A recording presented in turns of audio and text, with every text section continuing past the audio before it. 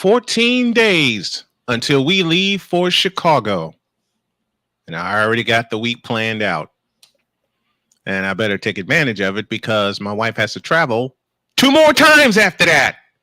And I can't go with her. Dang it. Let's go.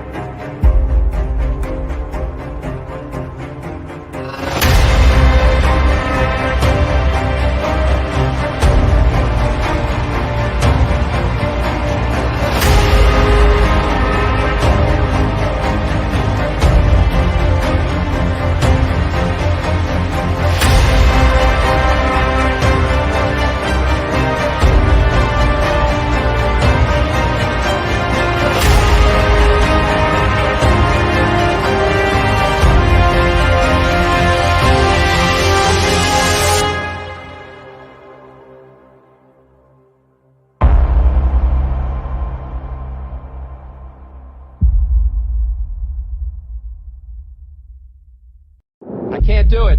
We'll do it live. Do it live! I'll write it and we'll do it live! Mister, will you please wake up, wake up, wake up, wake up, wake up?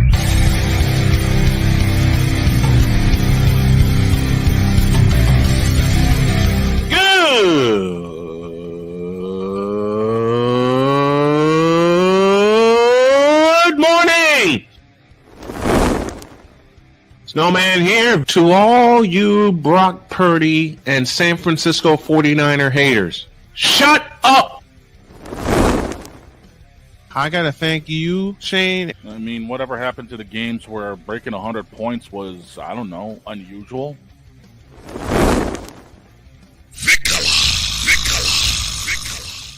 There was one word to sum up the All-Star weekend. Trays. Cause we take this job so serious. Splash Brothers, yes. Ray Allen, replace him with Steve Kerr. Reggie Miller, yeah.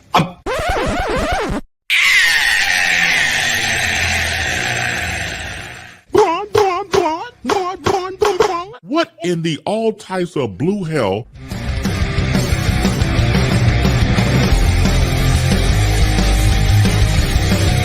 Oh yeah!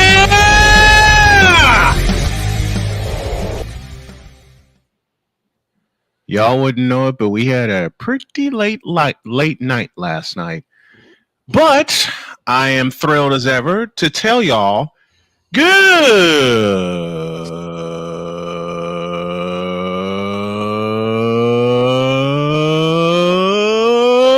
morning. Welcome to the sleepy-eyed, manic Monday edition of Snowman in the Morning. Glad to have y'all with us, and I knew that would get Droid laughing because we talked off the air before we came on about how sleepy we all were. This portion presented by BetUS.com. That's where we get all of our spreads when we do our picks every Friday, and there may be a new sponsor coming aboard, so watch your eyes for that. Quickly, let's go to Droid. We got some breaking news.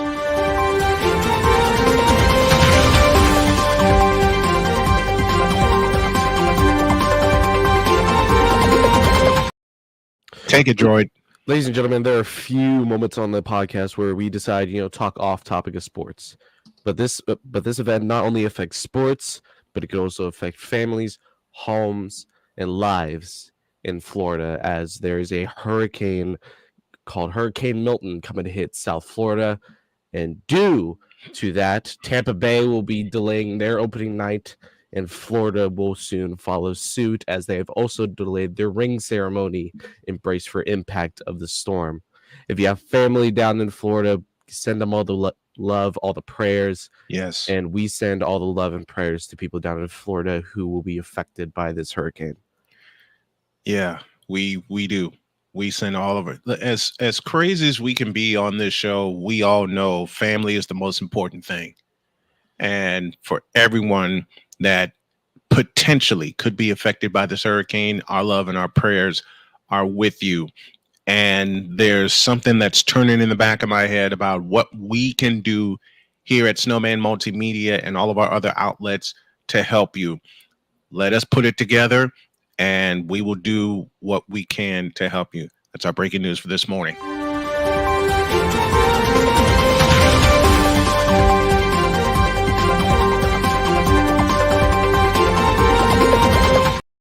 The Southeast can't get a break, I swear. No, They man. really can't. 2 hurricanes back to back? Are we joking? It's Look, hurricane I season. lived through a couple of them. I mean, hell, Jody and I lived in North Carolina, for God's sakes. Right. I remember I was in Savannah on vacation when a tropical storm hit. Yeah. That sucked because I- they literally told us stay indoors, Mhm. do not go outside. I'm like, I'm gonna go outside, and I regretted that decision 5 minutes later as I had a Listen. wasp hit my face. Listen, 1995, when I lived in Greensboro, we were warned. We were warned that a hurricane could hit us. And we were told the same thing. Do not go outdoors. I took one step outside and that wind hit. I pulled my foot back. I pulled my foot back in the apartment, slammed the door, locked it, and went back to bed. Like, oh, hell to the no. But I live in Kansas, so of course I'm more used to severe thunderstorms and tornadoes. Yeah. And I've lived through a few F5s in my lifetime. Oh you my know, the God. El Reno tornado, the Mm. I forgot what it's called, but I think it was like the Tulsa tornado as well. Yeah. And then there was the 3 years after I was born was the Greensburg tornado that happened down in the southwestern part of Kansas, and that was devastating. Literally wiped a town off the map. That was so I know how devastating Mhm. Mother Nature can be, and if there are any efforts that us at Snowman in the Morning could do to help the people who are either currently evacuating or have already been affected by this hurricane, we will find out. Yeah, we are definitely going to find out, because even though we got a big fundraiser planned for December 1st, we're going to see if we can put a quick one together for next weekend.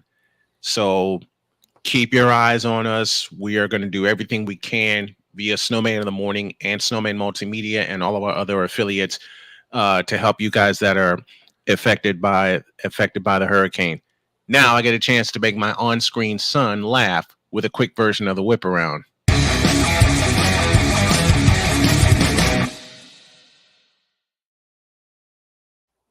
Bronny sucks. He played 16 minutes and got 2 points. I forgot I talked about There's your- this with You did. After There's your- these two fools left, Yes. Oh dear Lord. I decided I did. I said I'm doing that as a laugh and a laugh only to Droid, okay? Because Droid, after a freak out I had almost on the air, pulled me out of the doldrums. There's one payback for that. That's a quick version of the whip around. It's presented by Fanatics.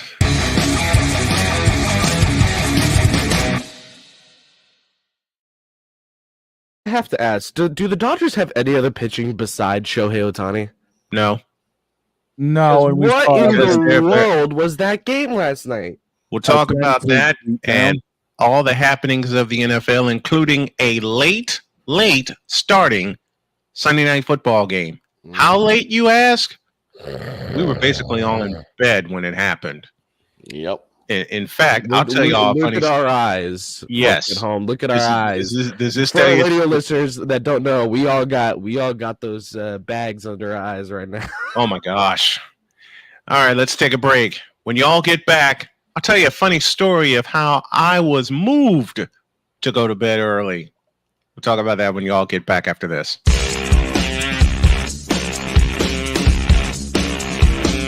This is Snowman in the Morning.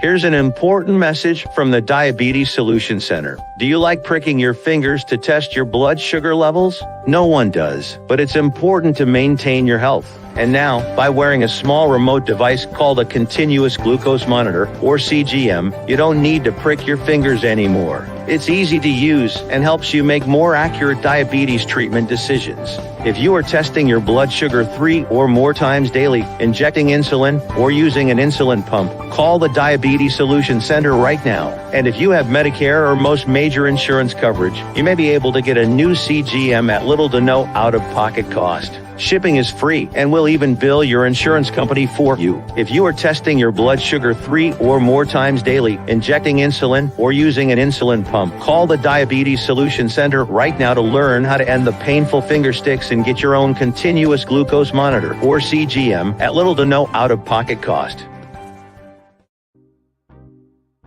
Quinn. Moment of clarity. I haven't watched BT in years. KP. Drake needs to come back with another triple platinum album. E Digger. And then you have Ray J. Like, I can't stand that River Cricket. The Guru. Okay, the level of crack she's smoking, I don't want it. BS3 Network proudly presents the Knucklehead Chronicles podcast, where from card tips to hot topics to meet beep of the week, anything goes. Live every Sunday at 2:30 p.m. Central.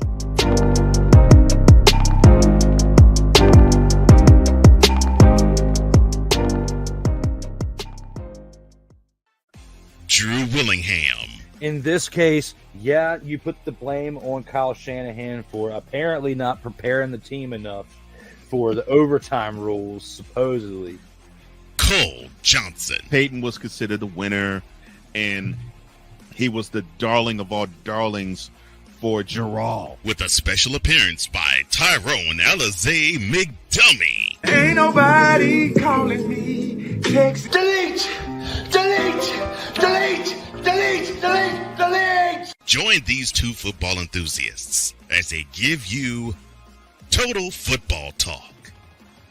Live every Monday at 4 p.m. Eastern, 3 p.m. Central on the Sertoba Media and the Comey Media YouTube channels.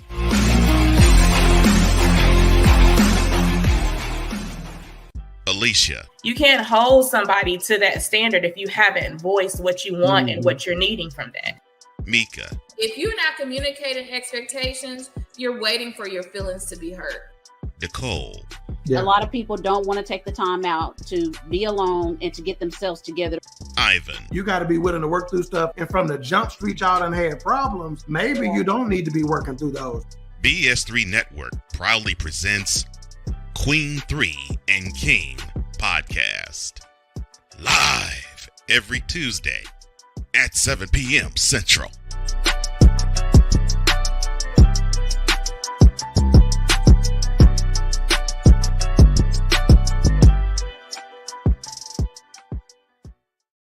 Mister, how do you operate this Twitter thing or this Instagram thing or whatever the heck? You're supposed to know all this stuff. Anyway, welcome back to the show.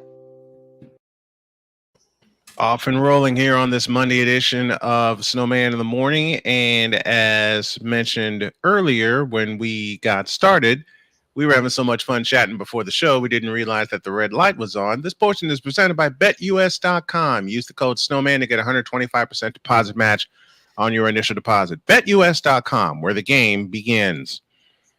Okay. We sat in here last night, folks, after all the afternoon games concluded. Mm-hmm. And I made two critical mistakes. I put my feet up and I leaned back in this chair. That's a wrap. Densky. As Victor often says to me in joking fashion, to borrow from a Bugs Bunny cartoon, then I slide down the drain pipe and I'm a dead duck. I was dead. Because we did our inaugural Red Zone coverage yesterday. Had a blast doing it. Mm-hmm. Yep. Then we got to halftime of game 2 and we all fell out. 4 straight hours of coverage, and it's like, yeah. I was not enjoying calling Raiders Broncos. Honestly, I thought it was gonna be a lot closer of a game. The Broncos defense just ran away with it. And no, I will not say the Broncos offense because Mo Picks was throwing Mo Picks. Of course. Yep. Shane had to go through the torture of watching his Broncos lose by the refs. Oh my You need gosh. the Patriots, not the Broncos. You Easy. I'm tired. You see Easy. those bags? Easy. You see those bags? It's bad somebody enough who to be tried a to Patri- watch the Cowboys game, okay? Okay. It's bad enough. It's bad enough to go through it as a fan. It's bad enough. It's worse to think we actually had a quarterback that bad. Oh, jeez. The fact that Shane at the end of that game screamed, "Why did we decide to trust in Jacoby Brissett?" Just like as loud as he could, questioning his own team. And I think it's like that's a point as a fan where it's like, why? Wait a minute. We said this. We may as well lean into the Patriots game right now. Might as well. Make me. We said at the top of the season, when the question was posed to us, who should the Patriots starting quarterback be? I did some quick research and found one of my favorite CFL quarterbacks was on the Patriots roster. His name, Nathan Rourke. And Shane said, Nathan Rourke, why does that sound familiar? I said, look up BC Lions. I'll give you a day to look up BC Lions and you'll see Kid Rourke. Man, Shane called me 40 minutes later and said, we have our starting quarterback. Like I told you. And then Shane also backed it up by saying, but I have this sinking feeling that somehow Kraft mac and cheese is going to screw it up. Yep. And I'm thinking that can't be. But then I thought about who was in charge and I just sat back. I didn't even respond. I just sat back and waited. Well, wouldn't you know it? On a show. Oh, I just saw where he went. Ohio. Yep. The crazy thing was Ohio Bobcats. We were just talking about it. And we said, who should get the ball to start? And Shane said, Nathan Rourke. Snowman said, Nathan Rourke. Yep. And then right after that, Shane had this look of fear. And No. Change that. It wasn't a look of fear. It was a look of despair. It was a look of fright. It was a look of fright. Because immediately we went right into some breaking news. And then the news came down that Nathan Rourke was traded. And immediately my first thought was, well, that's Jacoby Brissett going to be starting. And that was his immediate response. Here's the thing. Enough. Here we are now. Here's the thing that's gonna hurt, Shane. So Nathan Rourke, yeah, he got traded in that Matthew Judon trade with the Patriots and Falcons, but then he got released 10 days later. Yep. And then he went to play in BC again. Yep, he's back with the Lions, helping lead them back to the playoffs. I'm gonna ask this question: Why we talk about why are teams allergic to running the football? Why are teams so doggone scared of the CFL players? Because they can come in and take over. Warren Moon, anyone? It doesn't make sense to me because it's like for some reason they're like, yeah, I'm not gonna trust this CFL player who has done tremendously well in the CFL, and they're like, yeah, no, but it's not the NFL. Oh yeah, it has to be the UFL, like Brandon Aubrey. Oh God, Brandon freaking Aubrey. Hey, he literally carried the Cowboys team to a win last night, but we'll get to that later. He did. But the Patriots had their quarterback, and now they're not even thinking of trusting Drake May, the rookie they drafted out of North Carolina. Well, what did I tell you? Them. What did I tell you before, Snowman? That because the quarterback is a owner protected position. Yep. the owners put so much stock behind a particular quarterback, and they will do whatever they can to make sure that quarterback gets the spotlight. Case in point, Dak Prescott. Case in point, Jacoby Brissett. Case in point, Caleb Williams. However, yes, I will say, yesterday, not bad from Caleb. Not bad at all. Yeah, we'll give him his flowers. We'll give him his flowers. I'll definitely say that. But you want to know, Snowman? I found out something. What's that? You know how much we were joking on the offseason about Russell Wilson signing with the Steelers? Yep. He's not even their second string. Yikes. Kyle Allen is their second string. Wilson is their third string. That's insane. Again, yikes. Just plain yikes. Kyle Allen took one snap last night, and he threw a 13-yard pass and then left. He went on the field, threw an absolute dot, and then left. Yeah. He was like, I'm too tired for this. Yep. He said, I'm done. But then what do I know I've asked this question to Shane 100,000 times. And I'll continue to ask 100,000 more times. Why don't the Patriots trust Drake May? More to the point, let's go back a little bit. Why didn't the Patriots trust Nathan Rourke? Look who the coach is. Look who the owner is. I also feel like it's more of like Nathan Rourke's commitment to the CFL.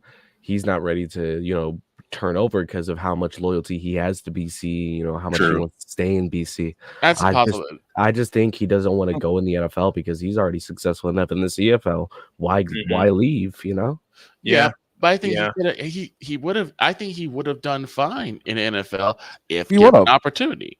If you just said it, Victor. Say it again. If given the opportunity, he would have done extremely well. But the problem is, like I said before, Kraft staked his claim on Brissett. Mm-hmm. And I have no idea why. Because Kraft is Kraft. Just like I don't understand why Jarrell staked his claim on Prescott, but Jarrell is Jarrell. Well, at least Dak Prescott can get over 3,000 passing yards. Jacoby Brissett, nope. No, fair enough. Not even close. He didn't even crack 170 yesterday. And I see that look on Snowman's face, and it's like, because I know he's dreading talking about that game. There's a few games I'm dreading talking about, but in having a chance to think about it, I'll discuss that particular game when we come back from break. Okay. And I have a reason I'm waiting. But last night when we had wrapped up, and I was telling the story off the air, when we wrapped up last night and said, you know what? Forget this. We're not doing the Steeler game. Yeah. Both Shanes texted me. Droid and the dog texted me. And I said, are you really up for, and dog's question was perfect. Are you really up for this Steelers-Cowboys matchup? I didn't even get a chance to answer when I flipped on the feed. And I saw that there was a storm delay. I was like, yeah, I'm staying up for this game. I'm going to watch it. It's Sunday Night Football. Come on, man. And I was just like, I'm going to bed. I saw 3 other YouTubers doing the game. And my brain's thinking, ain't no way. What sealed it? My wife had to do homework all day yesterday. She told me as such. She says, don't let me forget to get organized because my wife's in grad school. Don't let me forget to get organized with my assignments for the next 2 weeks, especially since we're traveling to Chicago. No problem.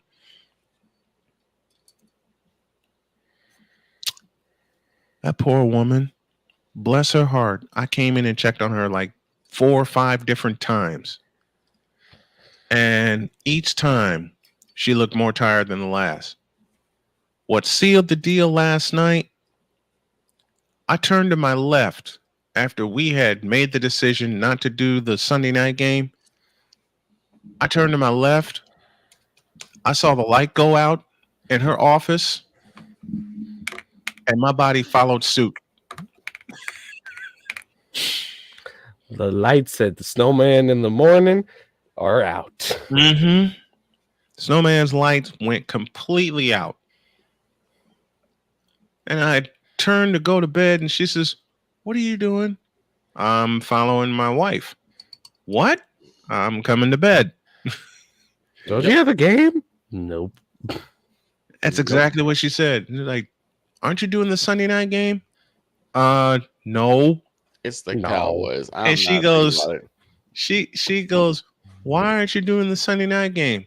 Do you want to know the teams that are playing?" She goes, "Oh God." I said, "The Steelers and she stopped me and she says, "Don't say it. Cowboys." Yep. She put her arms around me and she says, "Baby, come to bed right now."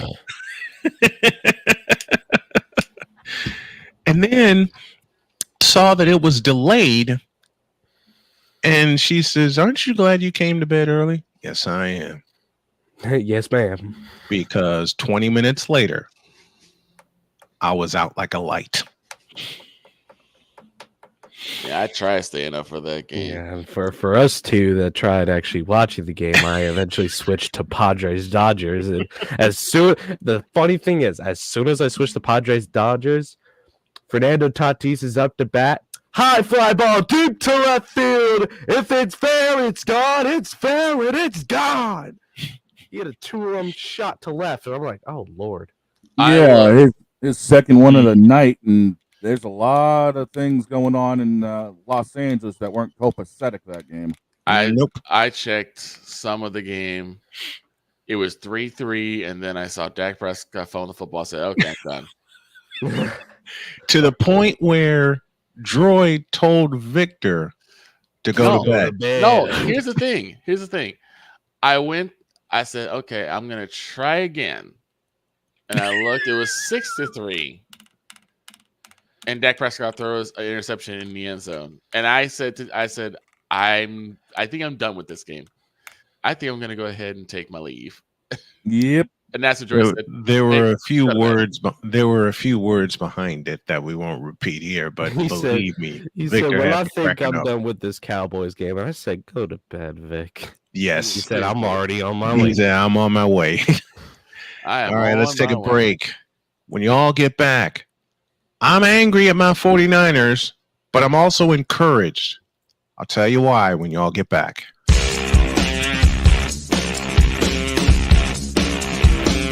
This is Snowman in the Morning.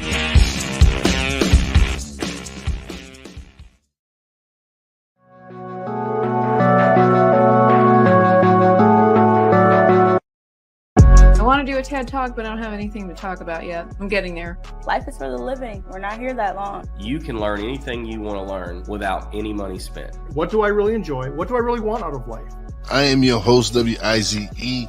Are you in a life holding pattern? Well, this is for you. Welcome to the Stuck in My Mind podcast. Live every Monday, Tuesday, and Wednesday at 4 p.m. Central.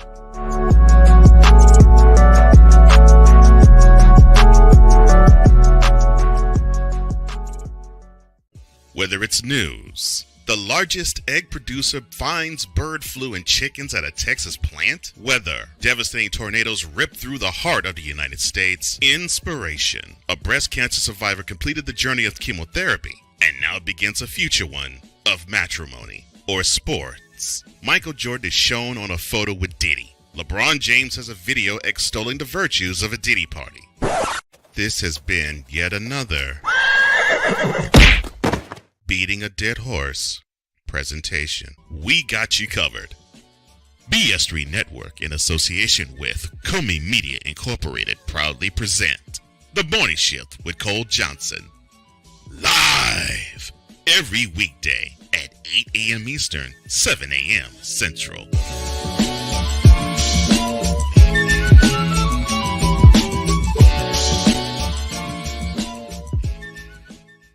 Whether it's the men's college game, The way that this season has been going, yeah, anything is possible. the women's college game, And how passionate Angel Reese was at that press conference, they got their mojo now. the WNBA, AJ Williams stood at 1 and 2, followed by Brittany Griner, Aaliyah Boston, Jackie Young, or the NBA. The Lakers had a 0.8 chance of winning. And then what happened in the fourth quarter?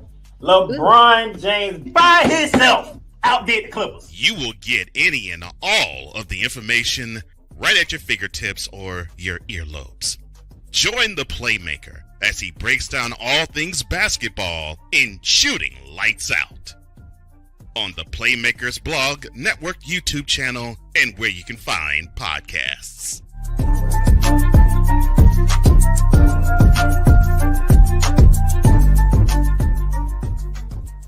Join the transporter to Hades. Your butt and gut becomes one. Join the reformer of hooker whores. This is my daughter, Placenta Booty Johnson. Join the bronze car. Whenever you are in distress, take off your baseball cap and throw it in the air. Join your very own superhero of broadcasting, Chris Bass. So whatever color crayon they get, they palm it and do 2 circles, and that translates to, I can beat up black people. As he takes you through the week's paces in Baseline. Live every Saturday at 8 a.m. Eastern, 7 a.m. Central, No, Pacific Time Zone people, just stay asleep when this is on live and just catch the recording. Oh, I'm sorry. Exclusively on the Chris Bass YouTube channel.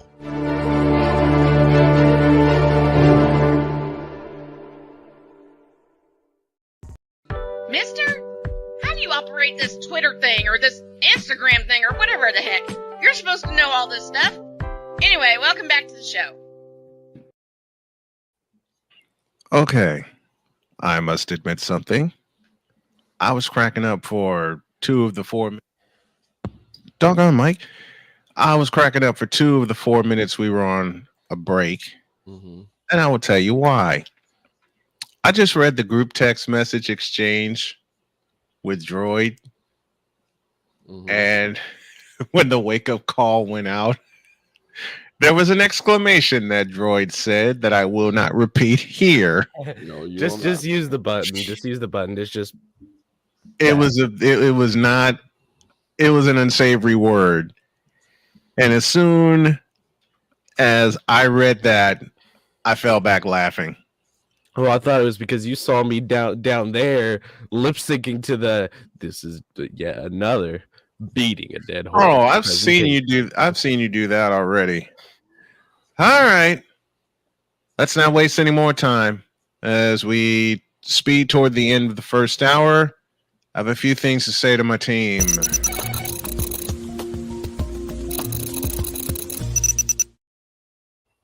The only negative I pulled from yesterday's game is that it's the second time we've choked a 10-plus point lead away against a team that we should have buried. And I said after week 3 when it happened against the Rams that I hope this doesn't become a trend. It's starting to become a trend and it's frightening me. But I pulled 2 things from it. Number 1, it's got vibes of 2020 when we were beat all the way up and couldn't recover because after week 2 we lost 7 starters. But it also has vibes of 2022 when we were 3-4 after losing to Atlanta. And remember, this is before they had Kirk 2 Chainz Cousins. That's Desmond Ritter. That was we lost to Desmond Ritter. Ugh. And that made me have a cuss fit in front of my wife. And my wife looked at me and said, I've never heard you use those words in those sentences in that fashion. And in that order. And in that order, exactly. So, as discouraged as I am about what happened yesterday in Santa Clara, I am encouraged because by week 8, at the latest, our bye week, week 9, everyone save Dre Greenlaw should be completely healthy. But we can't keep giving away games like that, Kyle Shanahan. I'm looking dead at you. I'm looking dead at you. The Cardinals were buried. But I give all kinds of credit to the Cardinal defense for making the one play that gave them the victory yesterday. When Jordan Mason was on his way to the end zone, they stripped him clean and converted that turnover into the winning points. When a team like that comes together, they deserve to win. And the Cardinals deserved to win yesterday, if we're being completely and totally honest. But with it being only 5 weeks into the season, I could easily have gone off of emotion and asked, what in the all types of blue hell happened? I already know the answer. We still got several pieces missing, a new defensive coordinator, and our defense needs to shape up. And there's a short week, and this frightens me because we have to go to Seattle. Ugh. I don't know how that game's going to... Giants. I don't know how that happened, but if the Giants can beat Seattle, then a half-beaten 49er team can go to Seattle and continue our dominance there, and I expect that to happen. It's just, as you know, that 1 week, and you know what week I have on my calendar for me and you. As that week approaches, I'm like, is this really going to be a close game as we thought? 49ers have no Moody. Yeah. And rumors are swirling around that Robbie Gould could make a reappearance. Golden Gould. But one of my favorite moments from you calling that game yesterday was when I was like, you know, it'd be funny, Snowman. You were like, what? Mm-hmm. And I said, I think the 49ers are going to block this kick. He's like, shut up. I did say that. And next thing you know, the kick is blocked. Jordan Elliott blocked the kick, and Diamondor Lenore took it the rest of the way, 61 yards. Mm-hmm. As discouraged as I am about the loss yesterday, I am encouraged that there's 12 weeks left in the season to get it right. Because remember, 2 years ago, the Niners were 3-4 going into the game against the Rams. Mm-hmm. And I said, if they beat the Rams, and Victor heard me say it on the air, I said, if they beat the Rams, they'll run the table. Mm-hmm. Well, I'm going to go ahead and make the call again, half expecting to be wrong and half expecting to be right. I believe if they beat Seattle, they have a potential to run the table. They just got to get healthy. And actually, in that year, it started off really bad for the Niners because 3-4 because they had a monsoon game against Chicago and lost. Yeah, that started it. And here's the funny thing: I look at all this. Shade's Patriots are 1-4. Mm-hmm. You know, I believe in the Cowboys again. They got me another, W on my predictions. Mm-hmm. Vicolaz Cowboys at 3-2. And then Snowman's 49ers at 2-3. Come tonight, I'm now thinking that my time has come for no Victory Tuesday. Oh dear. Saints could do it. You think New Orleans could win this in New Orleans? Because by I think it was the start of the week, I think Kansas City was favored by 10.5. Uh-huh. And now they're only favored by 5.5. Wait. Oh boy. I don't Derek think Carr pulling this up. Derek I Carr don't think pulling that's this in New off. Orleans. I think that's It's an in Arrowhead. KC. Yeah, it's an Arrowhead. Oh, it's in Arrowhead. Oh boy. We've lost important games in KC before. Yeah, we've lost important games in Santa Clara before. 3 years ago, we lost against Arizona, and it took until the final week of the season, but we got in. Yep, and I was going to point actually to last night as one of those games that you lost in Arrowhead. Mm-hmm. But the last game we lost in Arrowhead around this time of the year was against the Eagles. It was the 17-21 L. Yeah. And then we lost to the Bills not too long later after a 2-game away stand. And then we lost to the Raiders on Christmas Day. That was the worst Christmas gift I could have ever received. Oh, my gosh. I couldn't believe it. So I'm going to say this. I am completely revoking my prediction, and I'm gonna be no contest for that. Just the fear that my time has come to take the ever so dreaded L. I wasn't ready. Dang it. Because we certainly took a big fat.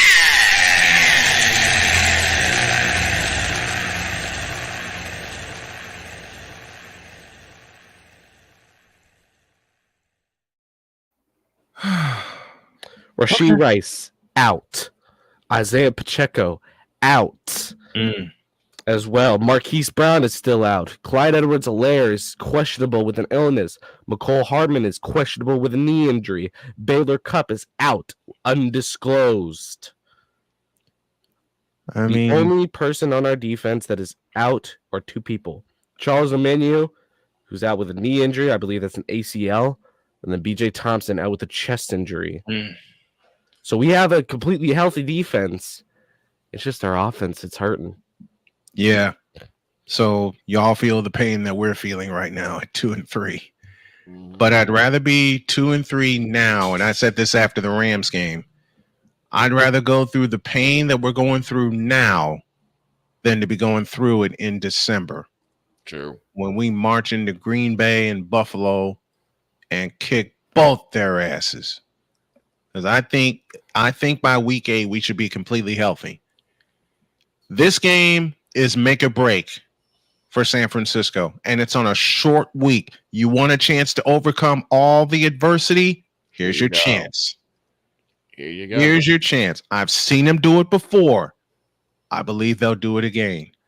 That's Snowman's take. What is yours?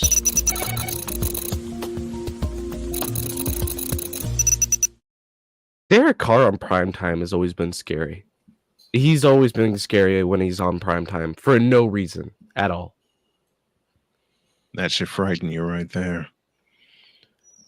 All right. When y'all get back, we will talk about our somewhat crazy, stupid red zone experience because we tried to bring red zone to the fans. I think we did pretty good. It worked. It worked. Until halftime of game 2. Until halftime of game 2, and we all petered out. We'll tell you. Yep. That's about the way it went. When my wife comes in here, looks at me, knocked out in this chair, sees the 49ers on, and has to wake me up. Says a lot. Yeah, y'all know the finish to that. All right, we'll talk about that, and we will take you behind the scenes to make our improvements even better as Snowman in the Morning continues to wrap up hour 1 after this.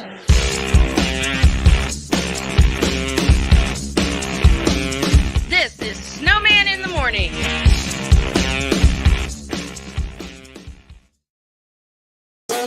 The original Think Drink is back.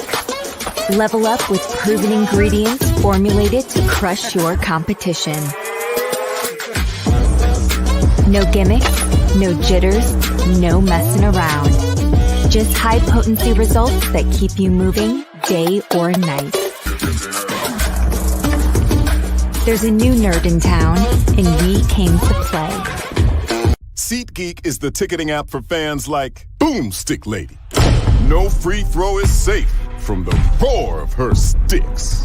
SeatGeek helps her find a seat in the direct eye line of the shooter so she can sit where her boomsticks make the biggest boom.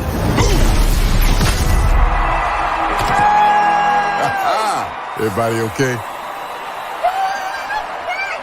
SeatGeek handles the tickets to sports, concerts, and more, so fans can fan. Whether it's news, the largest egg producer finds bird flu in chickens at a Texas plant, weather, devastating tornadoes rip through the heart of the United States, inspiration, a breast cancer survivor completed the journey of chemotherapy, and now begins a future one of matrimony or sports. Michael Jordan is shown on a photo with Diddy. LeBron James has a video extolling the virtues of a Diddy party. This has been yet another beating a dead horse presentation. We got you covered. BS3 Network, in association with Comey Media Incorporated, proudly present The Morning Shift with Cole Johnson. Live every weekday at 8 a.m. Eastern, 7 a.m. Central.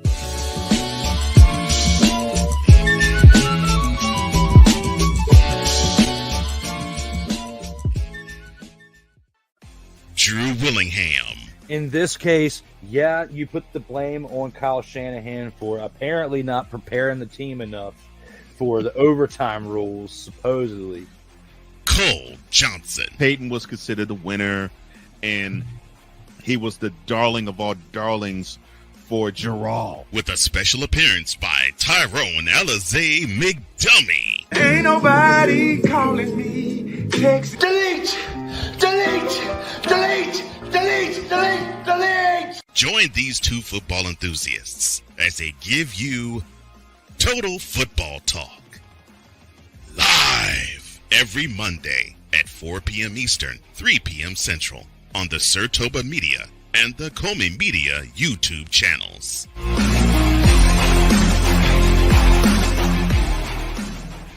Nerd Focus. Smarter than energy. We were always hippies at heart, I guess, and that was one way that we showed it before we became full-time RVers. And we were definitely living small and minimally. What made us decide to go with Battleborn was everyone from their top leadership team down to their service department helped us so much the whole way through. Our relationship with Battleborn is so much more than business. And me and Dennis love to jam together. We've played together multiple times, and that's been an awesome transition. Be able to learn so much more about the business. Also, just make some awesome friends. Mister, how do you operate this Twitter thing or this Instagram thing or whatever the heck? You're supposed to know all this stuff. Anyway, welcome back to the show.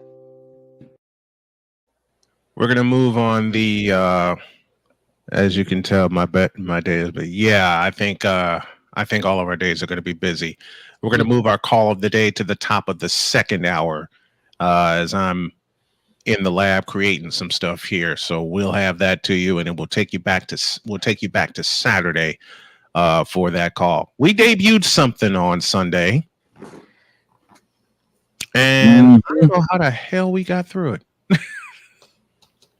There were some really good games. That's how the game was. Like the new games were amazing, honestly. Like if we're not gonna scroll past it and be like, oh, none of these games are good. The new games are amazing. Caleb Williams was actually playing well. We could actually give him flowers for once. Yes, yes, we can. Jay Moore had himself a game. Same thing with DeAndre Swift. They were actually using him, but it was against. And that was the thing. They were using DeAndre Swift. Yes. Mm-hmm. But I still contend, even though the Bears beat up the Panthers like we all expected them to, I nearly took a mulligan on that game. I'm glad at the last minute I changed my mind because I can't trust the Panthers. Who can? I mean, that's the question. Who can? I cannot trust. I cannot trust the Panthers. And I don't want to trust the Panthers. I think Mr. Spivey will have some words about the Panthers, especially what happened. Oh, I know they will. I know he will. But we even had a Bryce Young sighting on Sunday. Wouldn't you know it? And the Ravens Bengals game. Oh my gosh, what a finish! Yes, I mean, what a finish to that game. Bills game. That was a hell of a game too. Yeah, it was. And then, of course, the Jacksonville Indy game. Indy just about came all the way back. Yep. You know, they did come all the way back. Came all the way back. Yeah, that's the thing. They came all the way back, but they did not get a hand on Trevor Lawrence. Yeah, oh boy! Trevor Lawrence finally finding his footing. That was one of the things Matt Taylor and I had discussed. They got to get a hand on Trevor Lawrence, and it looked like they were going to just run away with the thing. When on 4th and goal, and I was scared that they wouldn't, they stuck in the end zone. Well, that O-line for Jacksonville stood up. Oh, yeah. They really stood up, and they protected Trevor Lawrence. They did. So it's like, yeah.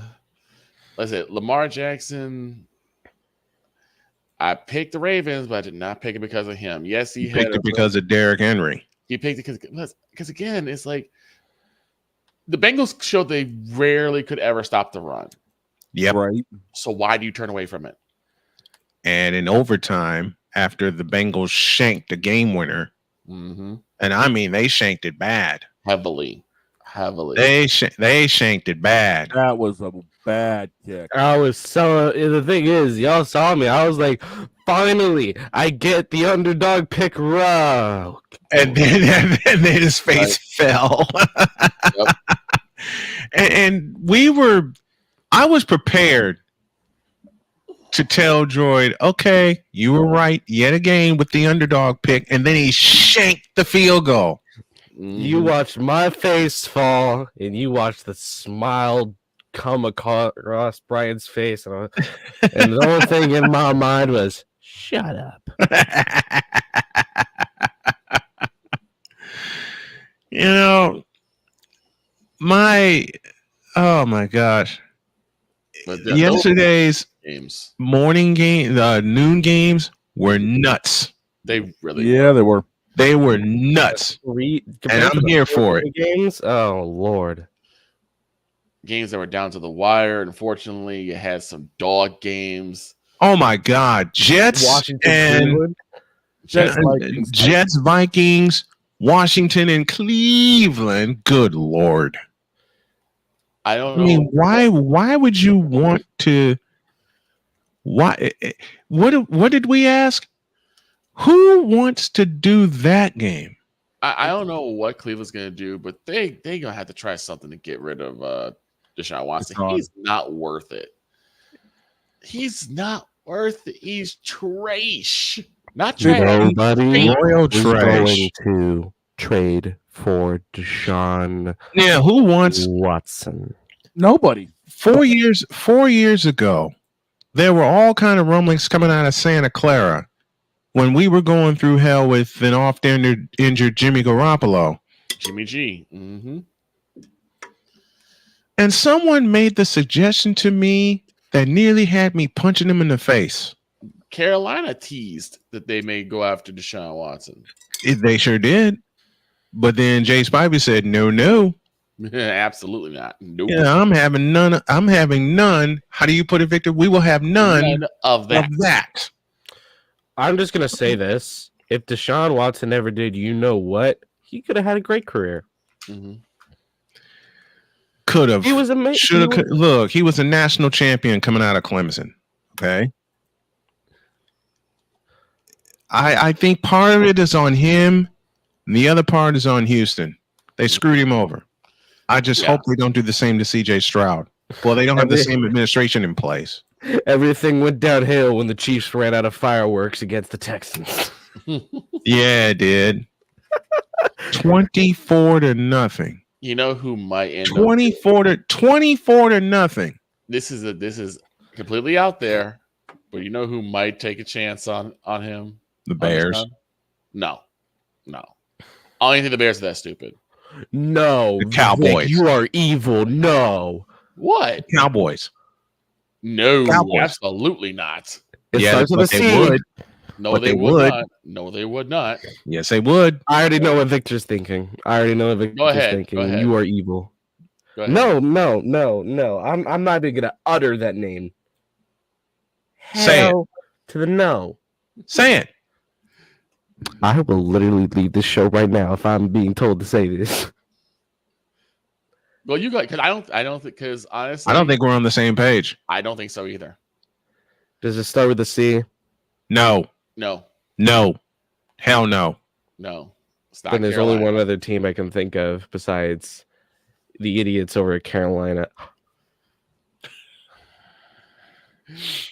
That's crazy. I think They could make a pitch for him again. it could be the Raiders. No, that ain't God. happening. No, they're fine with Gardner God. Minshew at this point. They got Aiden O'Connell. They're good. Yeah, Aiden O'Connell. They got Gardner Minshew. It's just neither of those two have weapons. That's fair. Say Brock Bowers. Brock Bowers is the only weapon in there. Jacoby Myers, maybe. He needs a better wide receiver coach. Jacoby Myers may need a new setting. Yeah. I hate saying that, but Hey, come to your rivals, KC. We need some weapons. Rashid Rice is down. It might be the Broncos because I'm not sure if this Bo Nix experiment is going to be working. You know what? Knowing the idiocy of Mayo, he'd probably end up. I swear to God, I will slap you before you finish that. We do not want. We do not want. We do not need. We do not care to even look. Says the man whose team took until. Says the man whose team took until yesterday to finally sign Jeremy Swainman. I don't want to hear it. Oh my God. We do not want. You can't even come back from that. I think I better put it into this and take us to the top of the hour. Time now for our Cricket Wireless Call of the Day, presented by Cricket Wireless, the official wireless carrier of Snowman Multimedia. We take you back to Saturday. You ain't right, George. Diego Pavia under center from the 27. He takes the snap. That's going to do it. Vanderbilt, biggest win in Vanderbilt history. Is this real life? You bet. Vanderbilt beats Alabama for the first time in a generation. The greatest moment in Vanderbilt football history. Tonight at First Bank Stadium. The final 3 seconds off the clock. That is going to do it. Storm the field, doors. Storm the field. For the first time, Vanderbilt knocks off the #1 team in America. My goodness, what a night. Vandy fans, have your moment. 40-35 was the final score of that game. The Vanderbilt Commodores, in the game that all of us agreed that we should have picked. We should have picked it. And you know I would have picked Vandy. That's the thing. You know I would have picked Vandy because I've been picking Vandy all year. I would have ridden. Listen, after what I saw against Missouri, I would have ridden with Vanderbilt. And I did because when I went out to run an errand, I had Vanderbilt in my ears. That's courtesy of the Vanderbilt IMG Sports Network. 40-35 is the final. Vanderbilt knocks off #1 Alabama. Crazy. Like, honestly, that was the game of the week. Yeah, it was. And it's not even close. It took all the attention off of all the other games that were bowls of mid-soup, and it turned what was going to be a blowout into the best game of the week. And it was a thriller. And it wasn't the only upset that week either. We had an upset in conference. Again, 2 SEC upsets in a day.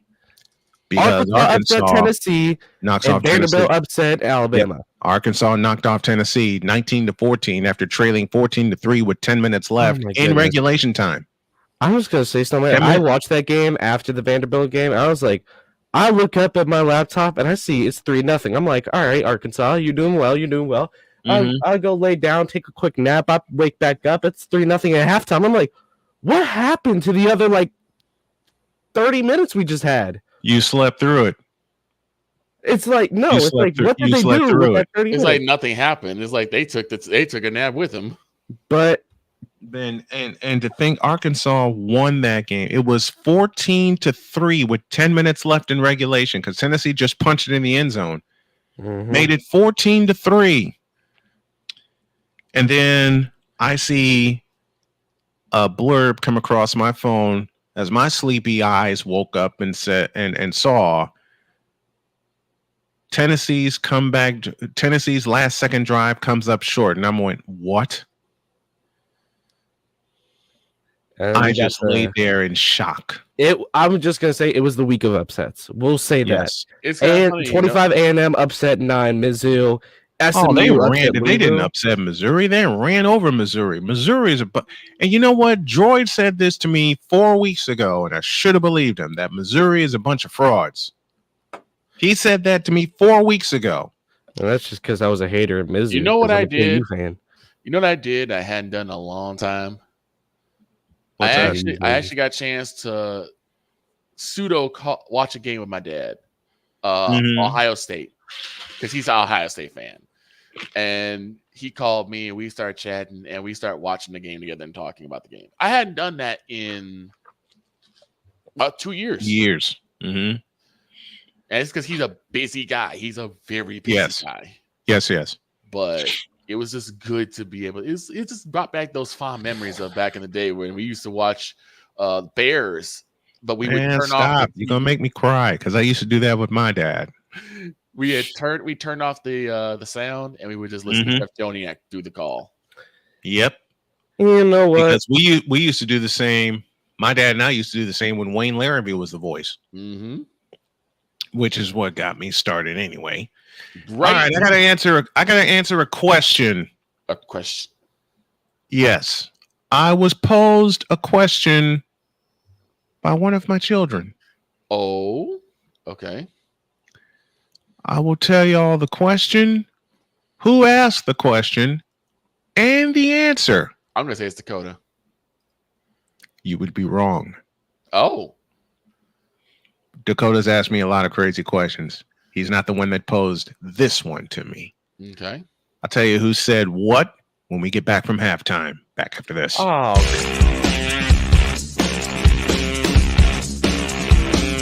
This is Snowman in the Morning.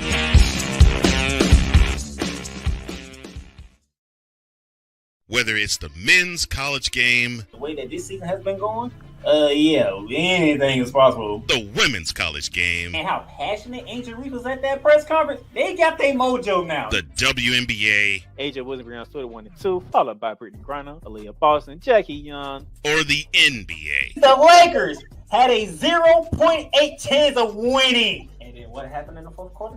LeBron James by himself outdid the Clippers. You will get any and all of the information right at your fingertips or your earlobes. Join the Playmaker as he breaks down all things basketball in Shooting Lights Out on the Playmaker's blog, network, YouTube channel, and where you can find podcasts.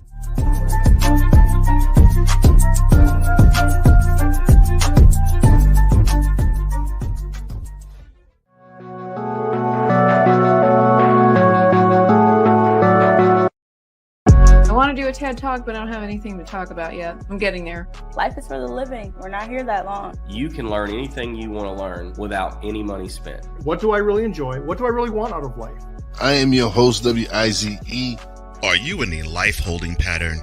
Well, this is for you. Welcome to the Stuck in My Mind podcast. Live every Monday, Tuesday, and Wednesday at 4 p.m. Central.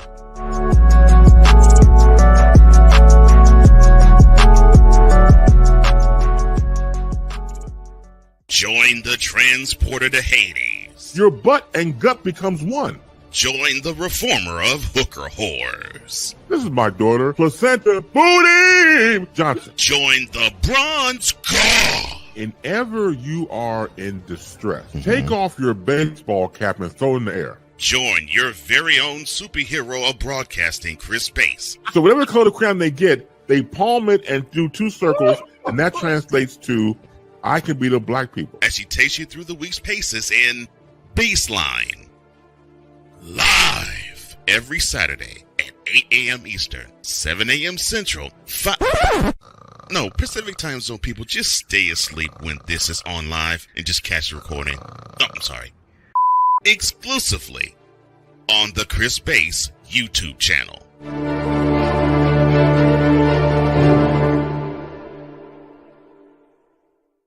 Here's an important message from the Diabetes Solution Center. Do you like pricking your fingers to test your blood sugar levels? No one does, but it's important to maintain your health. And now, by wearing a small remote device called a continuous glucose monitor, or CGM, you don't need to prick your fingers anymore. It's easy to use and helps you make more accurate diabetes treatment decisions. If you are testing your blood sugar 3 or more times daily, injecting insulin, or using an insulin pump, call the Diabetes Solution Center right now. And if you have Medicare or most major insurance coverage, you may be able to get a new CGM at little to no out-of-pocket cost. Shipping is free, and we'll even bill your insurance company for you. If you are testing your blood sugar 3 or more times daily, injecting insulin, or using an insulin pump, call the Diabetes Solution Center right now to learn how to end the painful finger sticks and get your own continuous glucose monitor, or CGM, at little to no out-of-pocket cost.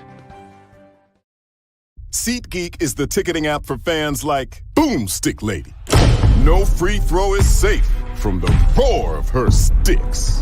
SeatGeek helps her find a seat in the direct eye line of the shooter so she can sit where her boom sticks make the biggest boom. Everybody okay? SeatGeek handles the tickets to sports, concerts, and more, so fans can fan. Whether it's news, the largest egg producer finds bird flu in chickens at a Texas plant, weather, devastating tornadoes rip through the heart of the United States, inspiration, a breast cancer survivor completed the journey of chemotherapy, and now begins a future one of matrimony or sports. Michael Jordan is shown on a photo with Diddy. LeBron James has a video extolling the virtues of a Diddy party. This has been yet another Beating a Dead Horse presentation. We got you covered. BS3 Network, in association with Comey Media Incorporated, proudly present The Morning Shift with Cole Johnson. Live every weekday at 8 a.m. Eastern, 7 a.m. Central.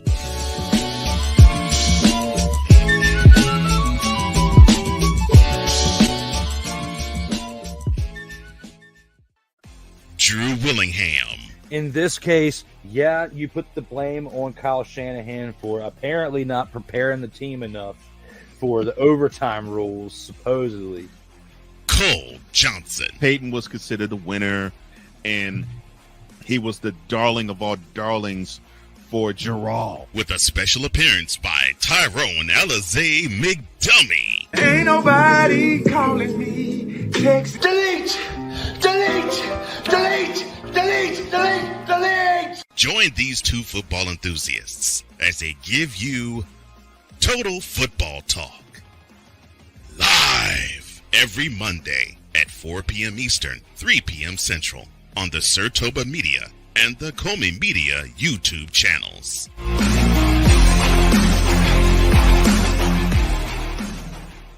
Mister? How do you operate this Twitter thing or this Instagram thing or whatever the heck? You're supposed to know all this stuff. Anyway, welcome back to the show. I was scrambling during the break. Oh. Trying to get logged into something, and it wouldn't let me. Oh, jeez. You ever been through that? Handful of times. Yeah. All right. Second half of Snowman in the Morning is here on this Manic Monday. And it is indeed a Manic Monday. This portion is presented by Fanatics. Use the code Snowman to get 25% off of your order. Fanatics officially licensed everything. Mm-hmm. All right. I said I'd answer a question, and I'd tell you who asked the question. My daughter Sam. Oh. It wasn't Dakota who asked me the crazy question this time. I was going to say Cheyenne. It was next. I was the next guess was Cheyenne. Well, you know Cheyenne's always inquisitive. Yep. Cheyenne asked me the crazy. Cheyenne and Dakota asked me the craziest questions. Next in line is my wife. Mm-hmm. So what did Sam ask? Sam asked how I got started in sports announcing. Oh. Well, Sam, honey, here's your answer. 3 voices. John Rooney, Wayne Larrabee, and of course, the late, great Jim Durham. Mm-hmm. Mm-hmm. I will never forget when I got the news that Jim Durham passed away. I was on a road trip. Mm-hmm. When my friend Corey sent me the news that Jim Durham had passed away. I was heartbroken. Oh, yeah. I was heartbroken. Because that was, one of the pioneers that got you to where you are. He's my hero. And they're my local heroes. I'll tell you right now, this is not a prediction. This is a spoiler. People are going to look at you the way you looked at Jim. I'll tell you that. I think I'm already getting that. There you go. See? I think I'm already getting that. Mm-hmm. But the first time I ever heard Jim Durham call a game, 85, April of 85, as a matter of fact, against the Milwaukee Bucks. Mm-hmm. Against the Milwaukee Bucks. Against the Bucks. And I hear Jim Durham say, I'll let the crowd tell you how this one went. When Michael Jordan was getting ready to hit the second of 2 free throws. Mm-hmm. And they roared, 17,000 plus. And so many of the terms that I use when I call a basketball game, I borrowed from him. You know, we were talking about theme songs from TV shows. Yeah. That's what I've gotten into. Mm-hmm. And the personality that just the song itself gives you. What about some sports themes, or should I say sports intro songs that give Do you really have to ask? We already know one of them. Not shows. Trust me. I'm talking about the intro songs for the teams, the starting lineup. Oh, the intros for the starting. Oh, stadium themes. Okay. Stadium themes. Yeah. You and I know one, Snowman. Oh, shucks. What the Bulls get introduced to? Exactly. Eye in the Sky. By the Alan Parsons Project. Yep. I used it. I mean, just when you used it at Whitney Young, for God's sakes. Just when you hear that little low hum and just the crowd losing it. The New York Knicks had a good one too, or had a good one. Wow. Yeah, it's like you said, Victor. Iconic songs. You feel that energy. I don't think you feel that energy like today like you did back then. You don't. No, you don't. You don't.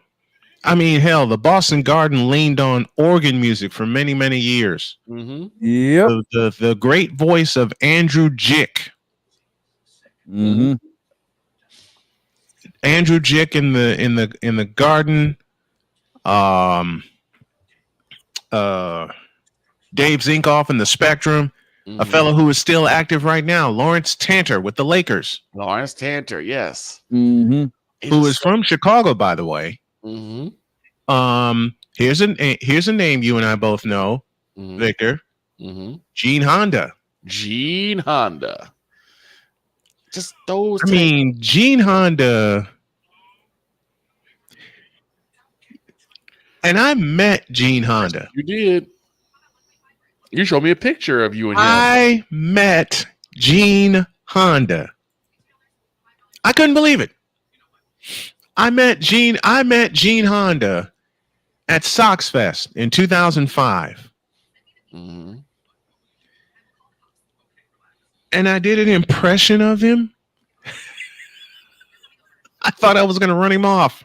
Nope. He signed my baseball and took a picture with me.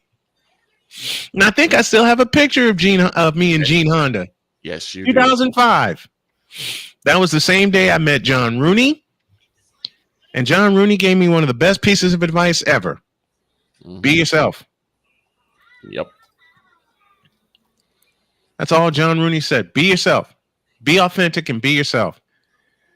Now, I had a dream come true recently when the great Wayne Larrivee joined us on this program.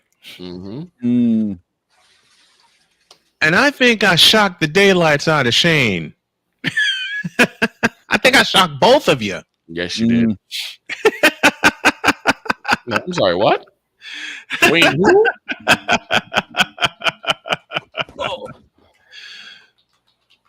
I mean, I couldn't believe it. I couldn't believe it myself. That's crazy. Because I didn't expect Wayne to get back to me so quickly. Right. Well, because I messaged him at night. I messaged him the night before. And I said, you want to hop on the program with me? And then all of a sudden I see, sure, what time am I coming on? What? So I'm already in scramble mode. Mm-hmm. And I'm going, okay, now what? What do I do? Right. Wayne gave me my answer. And he said, just tell me what time you need me to come on. And I said, you'll lead off hour 2. It was on a Thursday. Mm-hmm. And I told him, you'll lead off hour 2. And he said, okay, you're on. What? And I'm sitting here. We're doing the show live, and I'm sitting here shaking. Look, I had all kinds of plans to say I had a special guest planned, but unfortunately he was unable to join us because of his schedule. Mm-hmm. Nope. While this show was in motion, I get a response from the legendary Wayne Larrabee and he said, how do I join the show? I quickly sent him the link, and as soon as he popped up in the back, I thought Victor and Shane were going to pass out when I introduced him. You said, I have a surprise for you two. And we're like, oh boy. Wait, what? I just got back from like a 30-minute phone call. Shame on you. No, I'm kidding. I'm trying to get some hockey dudes on the show. Come on, man. I know that. I'm messing with you. It was the day I had play-by-play announcer Wayne Larrabee on the program, and I didn't know if he would agree. I didn't know if he would agree to come on the show. I mean, it's Wayne Larrabee. Right. Met him at Butler in 2013. Met him in person. He took a picture with me, and I said, "Would you do me the honor of coming on the show?" And he said, "Sure." Huh? What? And the day we agreed that he was going to come on the show was in motion. The show was going. Did he text you? I'm guessing the show was in motion, and he said, "How do I join?" Mm-hmm. But what? I'm available. How do I join? I sent him the link. OV. I sent him the link, and then he popped on in the back, and Shane must have saw this wicked look on my face. He called you out, didn't he? Nope. He didn't know what was coming. I knew something was brewing. I just didn't know what. And he said, "What are you up to?" And then I introduced Wayne Larrabee, and I thought Shane was going to fall out of his seat. For the longest time here in Maine, we had WGN as one of the local cable channels. Yep. So I was more watching the Chicago side of sports than Boston. Mm-hmm. Who was one of the biggest voices for the Bulls back in the 80s and 90s? Wayne Larrabee. Grew up Wayne Larrabee. to him. And I said as much. I'm like, oh, Jesus Christ. You realize that this is part of my childhood here. Right. And we had him on for a good 20 minutes. Yeah, we did. We had him on for a good 20 minutes. He was so delightful to talk to. He's such a good guy. And I didn't know how he'd act when I introduced myself to him when I met him in December of 2013, as at the time I was celebrating my 18th year. He gave me a handshake. He took a picture with me. He gave me a fist bump, and he said, "Should UIC women win today, you have to use my catchphrase. You're on." They won, and I used it. The dagger is in. I said it. I said the dagger is in. Mm-hmm. I couldn't believe it. Yeah, you sir. I could not believe it. When he said that, I said, "Okay, all right, let's do this." And then the women's basketball SID at the time, who was one of my broadcast partners throughout the season, said the same thing. If we win, you got to use the phrase. We won. I used the phrase. Mm-hmm. And I couldn't believe it. So that, Sam, my darling, is how I got started. John Rooney, Wayne Larrabee, and the late, great Jim Durham. So many memories, man. So many memories. What'd you say, Shane? The voice of your childhood? Yep. Wayne Larrabee was the voice of yours. Jim Durham was the voice of mine. Well, hell, Wayne Larrabee was the voice of my childhood because he was the voice of the Bears. Yep. He was the voice of the Bears for 14 years. Wayne Larrabee, Hub Arkush, and Dick Butkus. Yep. We're all on WGN when WGN Radio was the home of the Bears. I remember WGN Sports News with Dan Roan used to have all those highlights, and I'm wondering, how did they get those highlights? Now I know. Now I know. But it was so awesome meeting Wayne Larrabee and having him on the program. Not only having him, but meeting John Rooney, meeting Tim Roy, voice of the Warriors, another dear friend of mine, Bill Schoenig, longtime voice of the Spurs, and I've had a chance to work with him a couple times.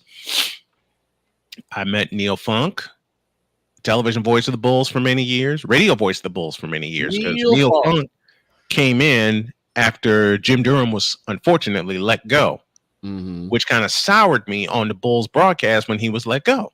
Right. It soured me for years. I remember that too, because you refused to.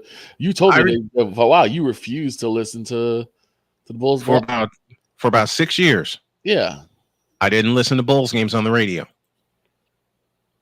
I didn't listen to Bulls games on the radio because they let Jim Durham go, and Jim Durham was my guy. Jim Durham was my guy. All right. We met someone who was part of the Bulls broadcast team, Stacey King. And it wasn't even on the floor. Stacey King, met him at Ho Chunk. Yep. Stacey King's crazy, bud. It was crazy because I was sitting here, I'm like, I saw him because he sticks out like a sore thumb. He's so doggone tall. At 6'11", yeah.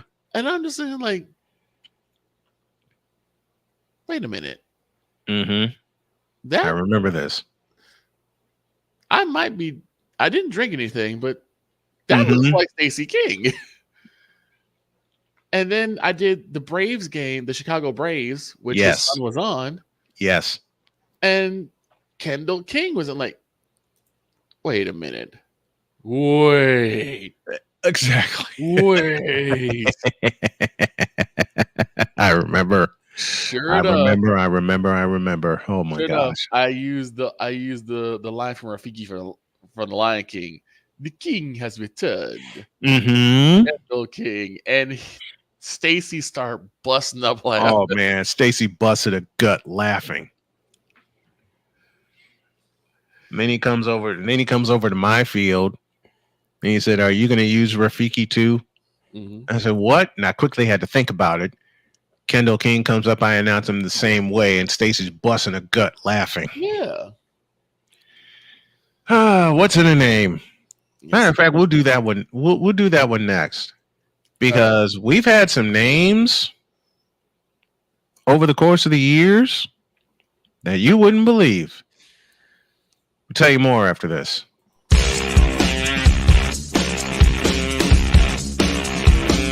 This is Snowman in the Morning.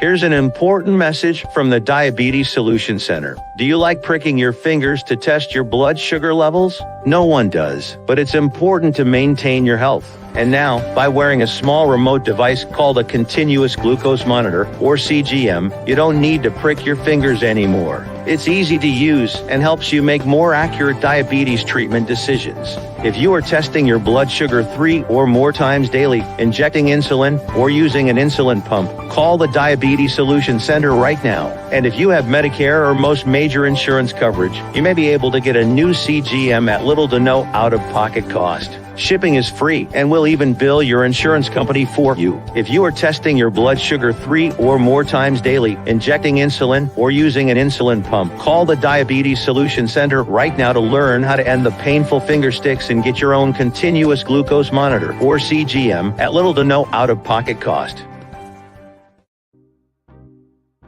Quinn. Moment of clarity. I haven't watched BT in years. KP. Drake needs to come back with another triple platinum album. E Digger. And then you have Ray J. Like, I can't stand that River Cricket. The Guru. Okay, the level of crack she's smoking, I don't want it. BS3 Network proudly presents the Knucklehead Chronicles podcast, where from card tips to hot topics to meat beef of the week, anything goes. Live every Sunday at 2:30 p.m. Central.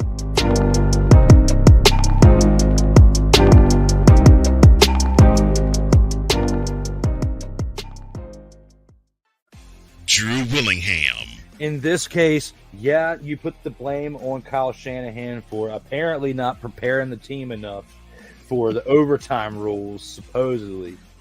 Cole Johnson. Peyton was considered the winner, and he was the darling of all darlings for Gerald. With a special appearance by Tyrone Alizé McDummy. Ain't nobody calling me. Text. Delete. Join these two football enthusiasts as they give you Total Football Talk. Live every Monday at 4 p.m. Eastern, 3 p.m. Central on the Sertoba Media and the Comey Media YouTube channels.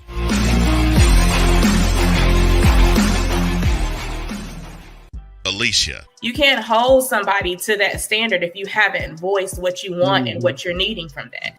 Mika. If you're not communicating expectations, you're waiting for your feelings to be hurt. Nicole. A lot of people don't want to take the time out to be alone and to get themselves together. Ivan. You got to be willing to work through stuff. And from the jump street, y'all done had problems. Maybe you don't need to be working through those. BS3 Network proudly presents Queen 3 and King podcast. Live every Tuesday at 7 p.m. Central.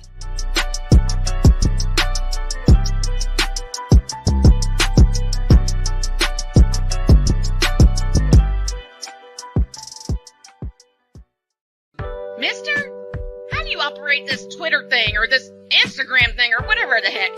You're supposed to know all this stuff. Anyway, welcome back to the show. Quickly to Droid for an update.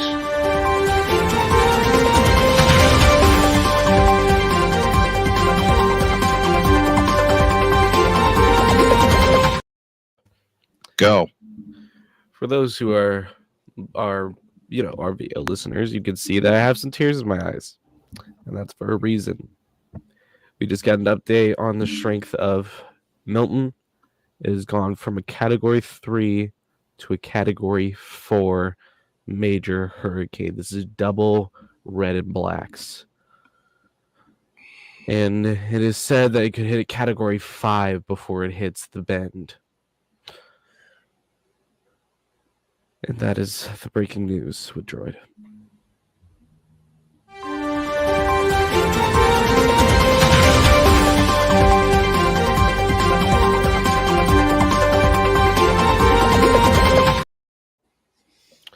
In 24 hours, it has gone from Category 1 to a Category 4. That is insane. It's crazy. That's crazy. Sheer insanity. Prayers to those in Florida, man. Prayers to Absolutely. those. Yes, Absolutely. That takes precedence over any and everything else. Yes, it does. First, it's it's Georgia, some parts of Southern Tennessee, and the Carolinas that get hit, and now it's Florida could get decimated. Man, oh man. It could hit South Florida at its peak mass by Wednesday at 1 p.m. Oh, great. I'm hoping it pushes off the coast. I'm hoping it pushes further off. It looks like a direct hit down the middle, Vic. I'm praying for that, but I just took a look at the radar and they're right in the eye of the storm. Yeah, it's a direct hit down the middle of the bend. crap. But prayers out to those in Florida, and prayers out to those who might be affected by this storm. Yeah, absolutely. I don't even know how we're gonna continue, man. Like, I don't really. There's not really much more to talk about. I mean, we could open the garage, but don't y'all have an arcade to open up? No, I don't think we have an intro. No. You know what we're gonna do? We're gonna continue to make those people smile and laugh the way we always do. So for those of you that are looking the storm in the eye, we're going to look the storm in the eye for you and continue to bring this show to you, along with the laughter that we always bring. But in other news, USC continuing to prove that they're frauds. They are FRAUDS. Frauds. As they lost to Minnesota 24-17. I saw that and after laughed my head off. Game-winning interception by Coy Parrish. Yeah. Dear USC. And one of the funniest comments I saw, and a pass to the defense. Dear USC, you suck. Are you sure you wanted to join the Big Ten? Dear USC, you suck. You suck. This is the weirdest top 25 we're going to see for a while. Okay. So I was wondering, I'm like, Philly got to be on a bye. Yeah, they had a bye. That is correct. I was like, I was wondering, like, did they just play a game we just didn't care about it that much? Because who are we talking about? Philly had a bye. Okay. Now I was looking for them too. I will say this though. If it comes down that Washington wins the East, I'm not mad at all. Nor am I. They look like world beaters. Here's my thing. How can the 4-2, Michigan Wolverines be in the top 25, but Vanderbilt can't? I don't know.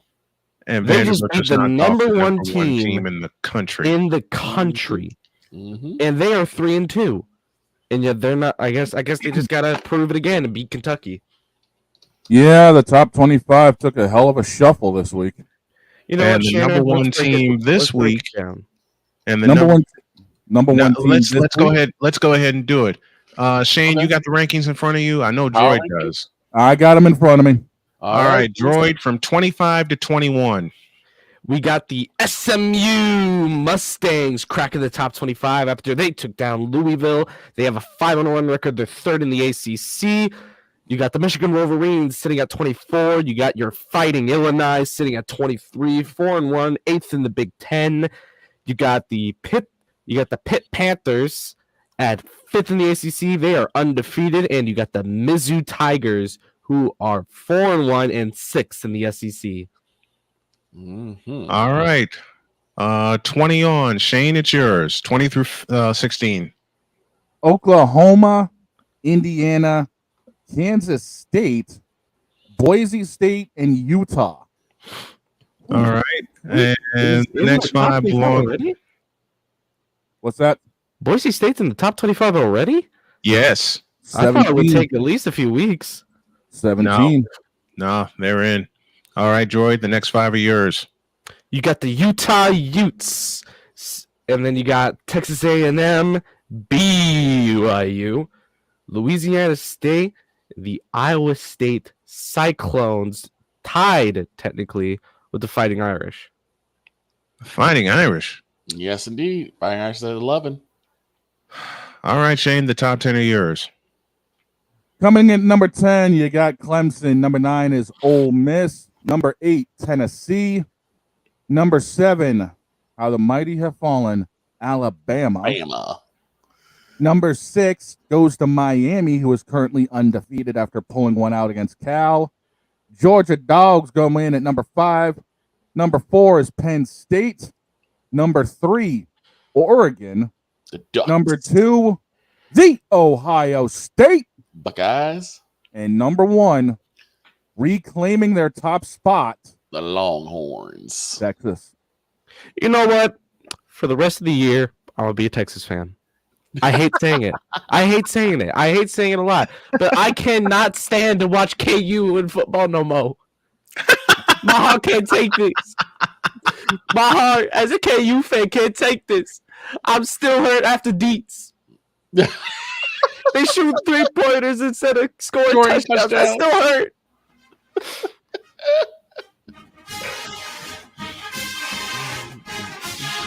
Yes, this is the Texas fight song. But here's my question. The line of the year belongs to Chris Dietz. Yep. Yes, it does. Shooting 3-pointers instead of scoring touchdowns. I said, what's wrong with Kansas? And he goes, well, Kansas are doing Kansas things. They're shooting 3-pointers when they should be throwing touchdowns. Whole staff lost it. Whole staff I just sat there looking at the camera like this. Wow. But that was when I was still on my phone, too, so you didn't see me looking at the camera, but you knew I was. Yeah. But if Georgia lost to Alabama and Alabama lost to Vanderbilt, what does that say about Georgia? They'll be back. That's what it says. Georgia hit a snag. Listen, they lost to Ryan Williams, a 17-year-old. And then that same 17-year-old lost to Vanderbilt. Yeah, and welcome to college football.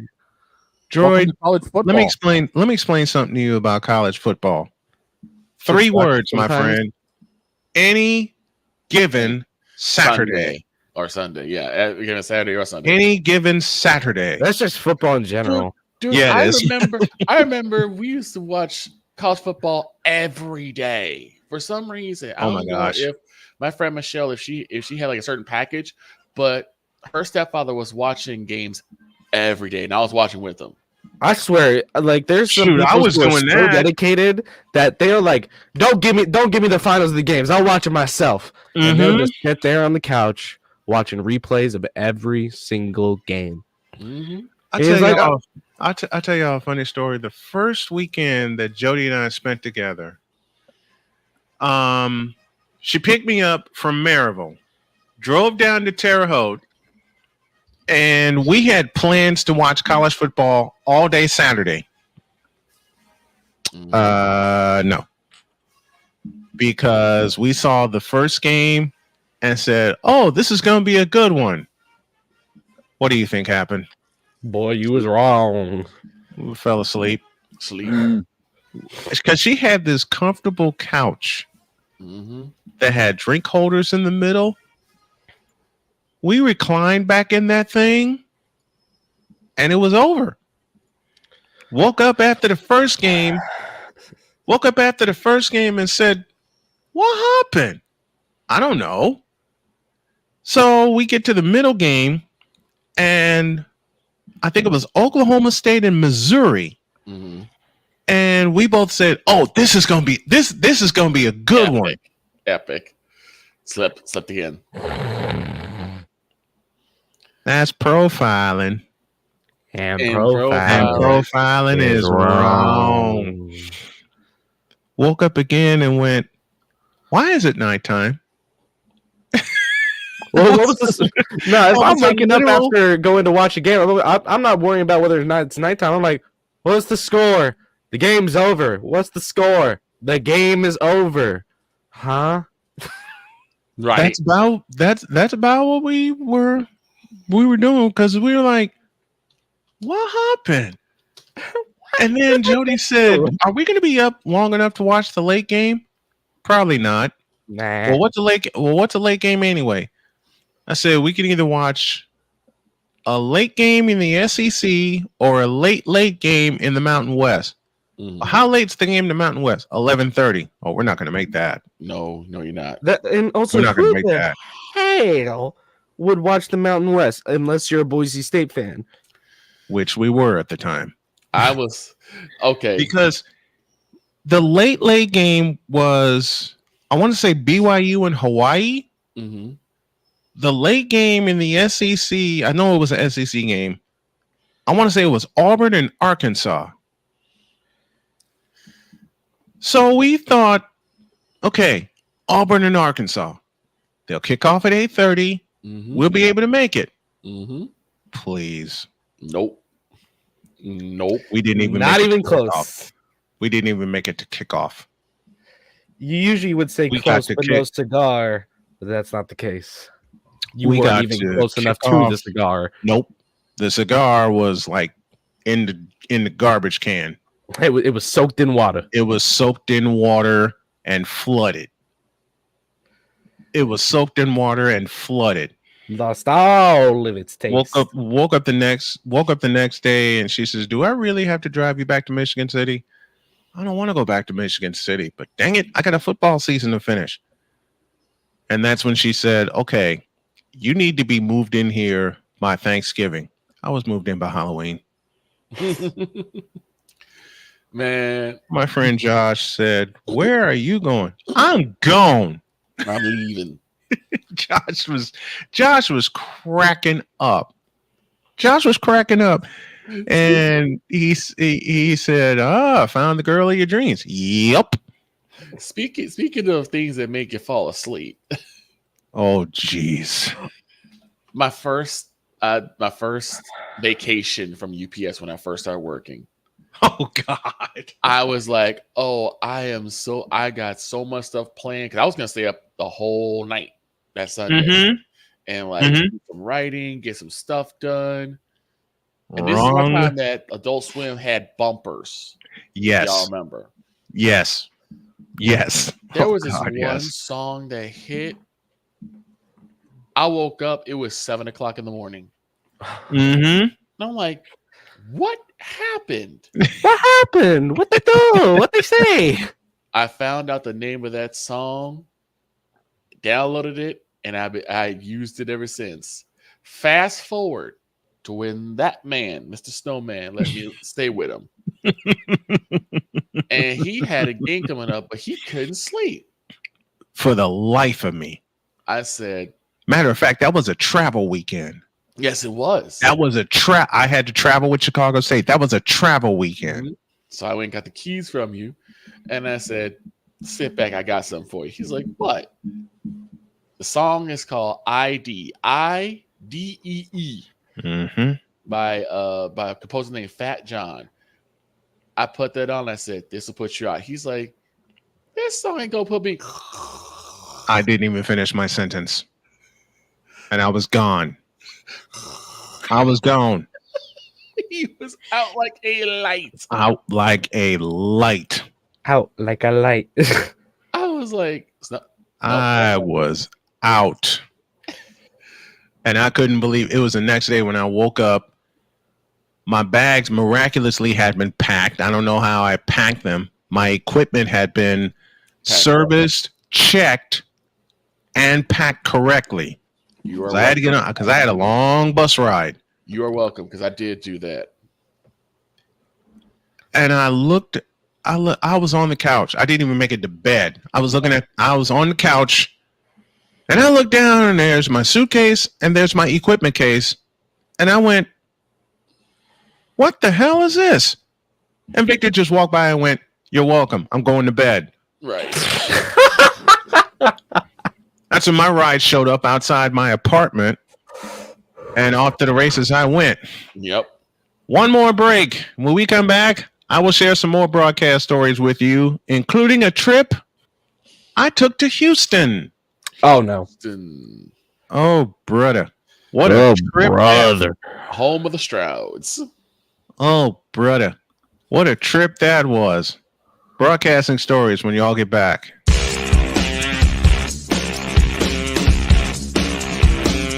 This is Snowman in the Morning.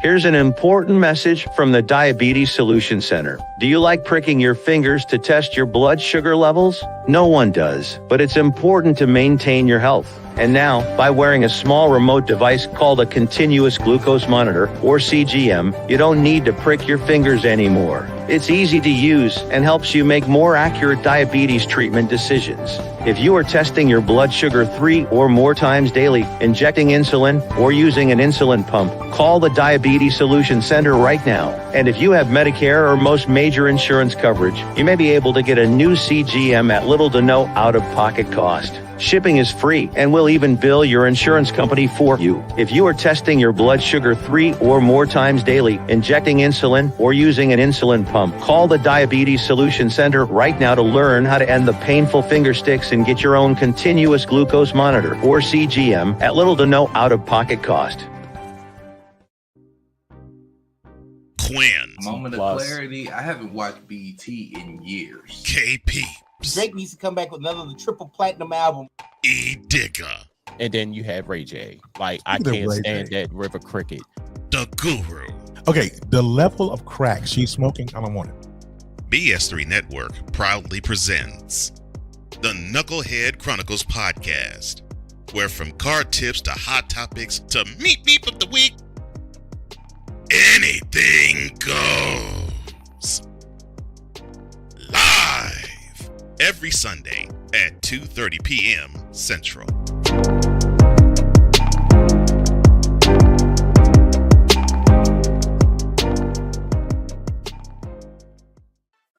Drew Willingham. In this case, yeah, you put the blame on Kyle Shanahan for apparently not preparing the team enough for the overtime rules, supposedly. Cole Johnson. Peyton was considered the winner, and he was the darling of all darlings for Gerald. With a special appearance by Tyrone Alizé McDummy. Ain't nobody calling me. Text. Delete! Join these two football enthusiasts as they give you Total Football Talk. Live every Monday at 4 p.m. Eastern, 3 p.m. Central on the Sertoba Media and the Comey Media YouTube channels.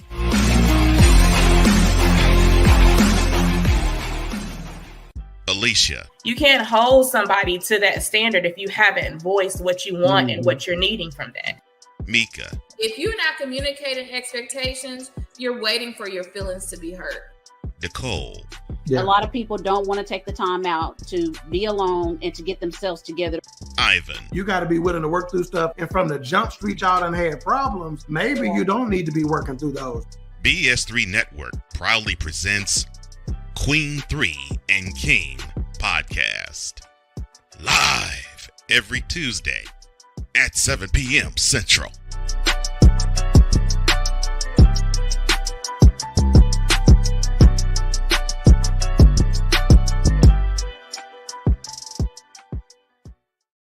Mister, how do you operate this Twitter thing or this Instagram thing or whatever the heck? You're supposed to know all this stuff. Anyway, welcome back to the show. Tonight in Kansas City, it's the New Orleans Saints and the Kansas City Chiefs. 8:15 is your kickoff time. The Mets and the Phillies are now tied 1 game apiece, so the Mets accomplished what they needed to do, which was to gain a split in Philadelphia, and that's what the Padres did also against the Dodgers. They are now tied 1-1 going to San Diego. On the board tonight for baseball is what, Shano? I believe it is the ALCS matchups. Let me just take a quick gander here since you kind of caught me off a little bit. It's the ALC matchups. 4:08 Eastern, you're going to have Detroit and Cleveland. 7:38 Eastern, it's Kansas City and New York. Your probable starters for these two games, as MLB loads it up, it's Skubal versus Boyd for Cleveland, and it's Cole Reagans versus Carlos Rodon for the Yankees. Ooh, Carlos Rodon, former White Sox prospect. I remember him. Okay. I said I'd share a couple of broadcast stories before we get out of here. I got a couple good ones. When Victor came to... No, actually, I said I'd share this one. when I was with Chicago State in 2008, there was a big mix-up because I was supposed to go to Houston with the Chicago State for men's and women's basketball for a regular season matchup against Texas Rio Grande Valley, UTGR. It was Texas Pan American at the time. Didn't make it. Well, they made sure I was on the travel party for the postseason tournament for the women. And let me put it this way. It was the first time I had ever flown on a plane with a team. I didn't know what the hell was going on. I was just told to be on campus by 8:30 because the vans took off at 9 for O'Hare Airport. I was there, made sure I got there, parked my car, got my bags. Everything was good. Then we get on the plane, and I'm 3/4 of the way asleep. Then we took off. Shh. And I completed the word when we took off. Mm-hmm. You want to hear my worst experience with the flight? Talk. So my first year covering real life sports, because I've been covering online for a few years now. Mm-hmm. First year covering sports, live in person. I went to Independence Community College to call their game against Garden City. And that was traveling on that bus was it was an experience. It wasn't a good one. Oh yeah. This is my first time out of Topeka ever. And this is after I got declined by Washburn to call their games at home. Yeah, because they needed somebody who could go home and away, and I'm like, I don't got the gas money for that.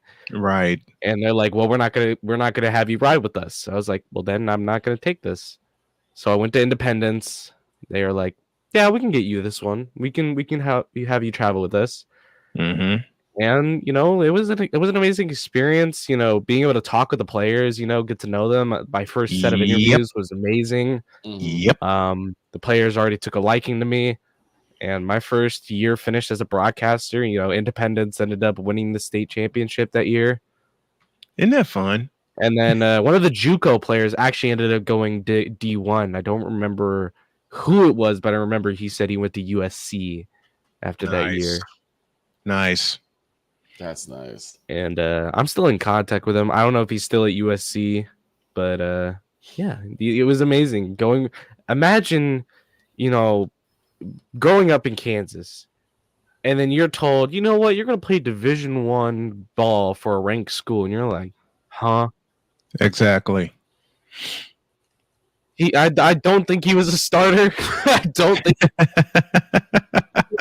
Being able to say you were on the USC Trojans is a story in itself. Yes. But I'm in my third year calling sports. Mm-hmm. And I think I tried Washburn again and I got denied. Oh, been there. But I got a press pass for my high school. So I'll be able to go out in the field, talk to players, do some if for those who don't know, there's a YouTuber called AJ Green. There's D-Shoring as well. Mm-hmm. They do that style of content. I tried doing that. You got to have a lot of respect and a lot of ball knowledge in order to do that. And I don't got too much ball knowledge on my end. But hang around. Second year was even worse because that was our first year that JUCO actually went out of state for a game. Ooh. Yeah. And we played. Been there. Oh, my Lord. Been there. Listen, I want to tell y'all about my worst travel experience, and I mean absolute worst, was 2013. I was covering Michigan City Marquette Catholic. Mm-hmm. And I was covering Trinity International up in Deerfield, Illinois. And I didn't have any wheels at the time. Somehow, I don't know how the hell I did this, but I got from Michigan City, Indiana to Deerfield, Illinois by train. I got no sleep whatsoever, even on the 45-minute train ride from downtown Chicago to Deerfield.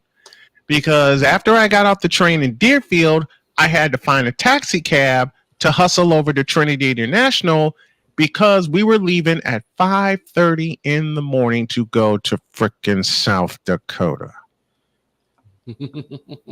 I got to tour SDSU's facilities. Oh my lord. We were going to South Dakota at 5 in the morning. You're like, and I had one there. 5 a.m. 5 a.m. We had a football game between Trinity International of Deerfield and Trinity International of South Dakota. And at 4:59 and 59 seconds, my head started banging. Oh no. I felt horrible. Mm-hmm. The kids were gathering around. They were stretching. They were yawning. They were going, "Oh man, I feel great. I slept." Mm-hmm. I didn't sleep. I didn't sleep. At all. What sleep? And the coach was like, "Uh-oh." Did the trip. We got to Minnesota, broke for lunch, got back on the bus, got to South Dakota, did a walkthrough, and it was 100 degrees. It was 100 degrees, and we were doing this walkthrough. Oh no. My stomach can't take anymore. Nope. My stomach was done. Get back to the hotel. Kirk Warrett, who's a very dear friend of mine. I'm still in contact with him to this day. Got up to me, handed me in my itinerary, and said, "Go to bed. I changed your room. You don't have a roommate. Go to bed. We need you." I went and fell right out. Yep. Here's the kicker. I get to the stadium, and Victor, you know this story. I got to the stadium the next day, and the equipment wouldn't work. I remember that. Because Snowman called me. And the thing is, you understand. Oh, I was mad. You understand something. Snowman does not call people when he's on assignment. In fact, he made it a rule not to call him on assignment, which I unfortunately broke one time because I didn't know he was and on assignment. And I laughed at you when I did the uniform descriptions. I was on a date. Mm-hmm. And I decided to give him a call, see how he's doing. And all of a sudden I hear him, describing the uniforms like, "Oh, never mind. Yep. But he called me. He said, "I'm mad." And I'm like, "Why are you mad?" You mad? Yeah. Why? Yep. That's about how it went. And we spent a good 30 minutes troubleshooting all your equipment. Everything from the mixer on, and nothing worked. So finally, the folks at Stretch Internet called me and said, "Are you doing this game?" "Yep. And I'm going to do it the most unconventional way I know how." "Well, how's that?" "By phone. I put this headset on, I put the phone in my ear, and I did the call." Yep. Oh Lord. But yeah, I quit calling independents last year, and oh Lord, am I glad I did, because Garden City destroyed Indy in homecoming, and I'm like, oh my. You want to know what the final score was? What? 57-7. Oh my God. Garden City. I've seen worse. After we gotta go. Have a great day. God bless. Remember to make your next move your best move. And always remember, if your dreams don't scare you, they're simply not big enough. Dream big, do bigger. We are, and we hope you all are too. So long, everybody.